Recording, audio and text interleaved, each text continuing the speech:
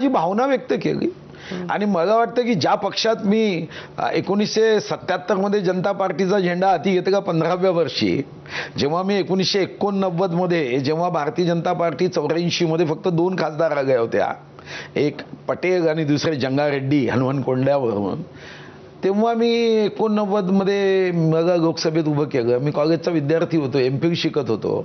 मनात एक भाव होता की एमफिल करायचं, एमकॉम फर्स्ट क्लास जागो, एमफिल फर्स्ट क्लासमध्ये पास करायचं आणि छानपैकी प्राध्यापकाची नोकरी करायची, कारण मग ज्ञान काही बदलत नाही. त्यामुळे एकदा जर आपण ते पाठ केलं की ते शिकवायचं आहे, 123 दिवसाच्या सुट्ट्या आहे, त्यामुळे आनंद आहे असा मनात विचार होता. मग पक्षाच्या नेत्यांनी सांगितलं की तुम्हाला लोकसभेत लढायचं आहे.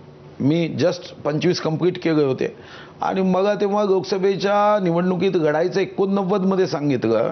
तेव्हा पहिली जेव्हा मीटिंग झाली तेव्हा मीटिंगची चर्चा काय होती, मी निवडून येण्याची नव्हती. तेव्हा चर्चा अशी होती की 1984च्या निवडणुकीत आपल्याला भारतीय जनता पार्टीला 58,000 मतं आहे, तर ती 1 लाख मतापर्यंत न्यायची आणि म्हणून आपण या विद्यार्थ्याला तिकीट देतोय.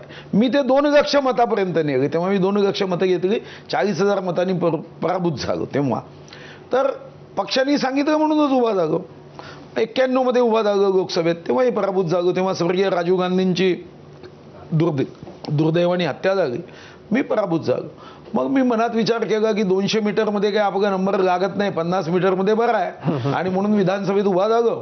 16 मार्च 1995ला मी पहिल्यांदा निवडून आलो आणि मी निवडून आलो तेव्हापासून माझ्या साधा जनतेने आशीर्वादही दिला आणि त्यांचं खरं आहे धन्यवाद दिले पाहिजे. आता 7वी टर्म आहे आणि आता 7 आणि 8 टर्मचे आम्ही एकूण 7च जण आहोत.